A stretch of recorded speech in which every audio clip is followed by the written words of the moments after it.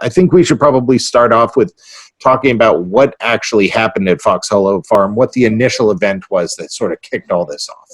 Absolutely. Well, it surprises me that Herb Baumeister, the I-70 Strangler, is one of those serial killers that most people have never heard of. You know, everyone knows Gacy, Dahmer, Bundy, people of that nature, but not Herb Baumeister. So the story is that Herb Baumeister was a married man, a family man, in Indiana. And he and his wife owned a chain of thrift stores, you know, discount stores, and made a pretty decent, prosperous living.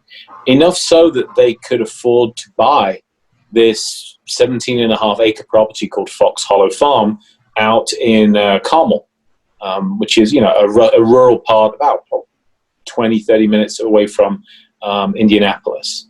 So to all intents and purposes, you have the perfect American family here, you know, clean cut, fresh living, boy, girl, that kind of thing. But beneath the surface, Herb Baumeister was something very different. When his wife, Julie, would go take the kids to the lake for the weekend, Herb would hit the gay bars of Indianapolis, and he was well known there under the pseudonym Brian Smart. And he would look for a very specific type of man, preferably a younger one, anywhere between the late teens through the early to mid-30s at the oldest, and hopefully one that would not be missed. Because this is the early to mid-90s, you know, so there was a huge stigma to being a gay male or female in those days. And when people of that kind of nature disappeared, often too many questions weren't asked. Right. You know, it seemed to be a common MO at the time. Well, and yeah, very much so. And people just brushed it off. When these guys would disappear, it was said, you know, oh, maybe they just moved on. They went to San Francisco. Or the most awful thing I heard was, you know, people would brush it off and say, oh, maybe they died of AIDS. Oh, without actually, you know, looking into this too much. So Herb Baumeister was always looking for these men that would not be missed. Preferably no family, no loved ones, nobody to miss them. And what he would do, Fox Hollow Farm is unique. It's this mock Tudor farmhouse, large house, and has a basement with a swimming pool in it, which I've never really seen in another house. And so what he would do, before he would go out of a weekend, he would crank up the heat on the pool to maximum temperature and put the pool cover across. So, you know, just like when you put a saucepan of hot water simmering on your range.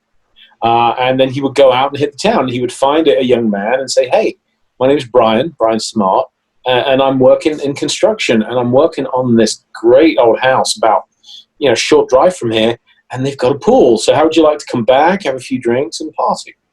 And, you know, it wasn't a hard sell to some of these guys. So he would take them back to Fox Hollow Farm and take them downstairs. And the pool room has these large French doors, which he would open up and let in the cool night air, and he would roll back the pool cover.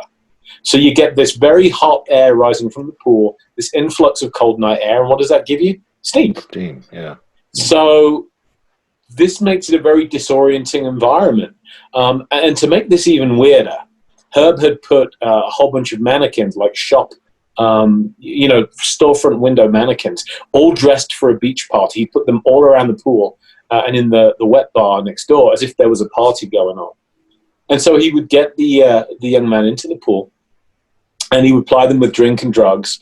There's the party that he promised them, and he would tell them that he knew a really cool trick. And he used to invite them to loop a length of the pool hose around his neck and slowly squeeze it as they would masturbate one another. And Herb said, this feels amazing. You know, we're talking about autoerotic asphyxiation. And then he would say, it's my turn. So here we go. And he would strangle his victim to death. And it's not known, there are some theories, it's not known whether he set out to do that the first time and accidentally killed someone, found out that he liked it. I don't think that's the case, and I'll talk about why that is in a short while. But he would kill them, strangle them to death, and then he would do whatever he chose with the corpse before dragging it out into the woods behind Fox Hollow Farm. And one of the stranger things about the murders, Fox Hollow was surrounded by very thick woods, and it is today, but it was much more isolated then, because now there are houses relatively close on either side. But back then, you moved out onto the back deck and you saw nothing but trees.